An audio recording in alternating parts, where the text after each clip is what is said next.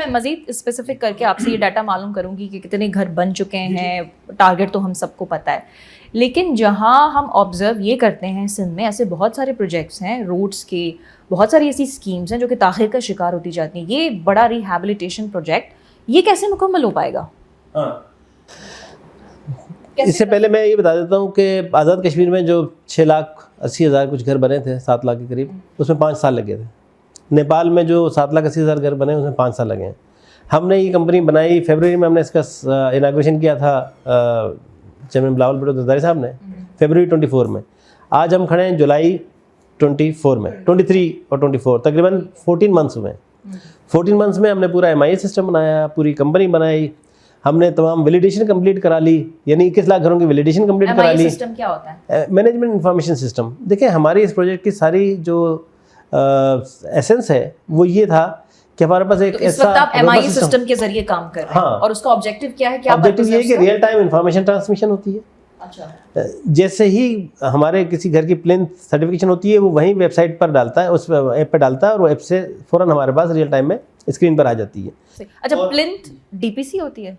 हाँ, आप DPC कह सकते हैं। DPC जिसको हम आम जबान में हमारे व्यूअर्स नाज़रीन हमने 3 हिस्सों में तकसीम किया है। एक तो ये कि वो ज़मीन से नीचे 2 फीट जाएगा और ज़मीन से ऊपर कम से कम 3 फीट, और ज़्यादा से ज़्यादा अगर वो जाना चाहता है 4 फीट 5 फीट जहाँ भी तक जाए। तो लोगों ने फ्लड के उस लास्ट निशान को सामने रखते हुए अपनी प्लिंथ्स बनाई। किसी ने 2 फीट 3 फीट की प्लिंथ रखी है, किसी ने 4, किसी ने इवन 5 फीट की प्लिंथ भी रखी है। तो आपने बात की थी कि MIS सिस्टम क्यों ज़रूरी है। देखिए, क्या पर्पस है? आप 23 डिस्ट्रिक्ट्स में काम हो रहा है, 21 लाख घरों की वेरिफिकेशन है। अगर हम वो फरसुदा निज़ाम पर काम करते जिसमें एक ख़त वहाँ से आता और एक ख़त हम भेजते तो फिर तो ये प्रोजेक्ट बहुत लंबा हो जाना था। अभी ये होता है कि रियल टाइम में वो हमारे पास सर्टिफिकेशन आती है ऑनलाइन। हमारे जो NGOs जो हमने हायर किए हुए हैं वो सारे कितने NGOs के साथ आप काम 5 NGOs के साथ हम काम कर रहे हैं। NRSP है, थरदीप है, सेफको है, हैंड्स है और SRSO है।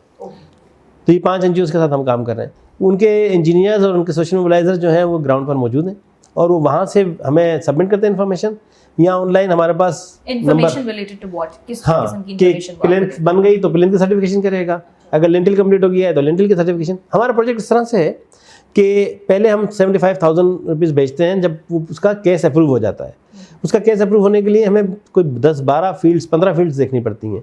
हमें देखना पड़ता है कि क्या वो अपनी ज़मीन पर बैठा है, या वो किसी लैंडलॉर्ड की ज़मीन पर बैठा है, या वो स्टेट लैंड पर बैठा है, क्या उसकी वाइफ तो उसके साथ शामिल है। ये सब सर्वे के दौरान हुआ था ना, आपने ये सारी चीजें सारा सर्वे कर लिया ना।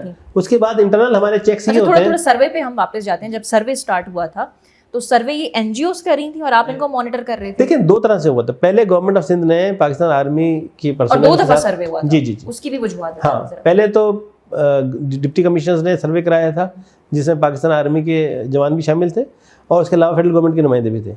उन्होंने एक ऐप बनाई और जिस पर ये सारा सर्वे डेवलप हो गया। हमने जब 5 NGOs हायर की तो हमने कहा कि अब इस सर्वे को वैलिडेट भी करें। उसकी वजह ये कि बड़ी शिकायत आती हैं कि जी सर्वे में कोई धांधली हो गई, ये हो गया, वो हो गया, तो हमें उसकी वैलिडेशन भी दरकार थी। तो हमने 5 NGOs हायर की और उन्होंने जाके वैलिडेट किया और उसमें काफ़ी घर हमने डिस्कार्ड भी किए। डिस्कार्ड करने की वजह जैसे लोग नहीं थे वहाँ पर तो उनको डिलीट कर दिया, किसी का डेटा नहीं था, कुछ लोग मूव कर चुके थे उनका डेटा भी होल्ड कर दिया, ब्लॉक कर दिया। तो इस तरह वो शिफ्टिंग हो गई, इस तरह छांटी हो गई उस सारे डेटा की और एक नया डेटा निकल के सामने आ गया।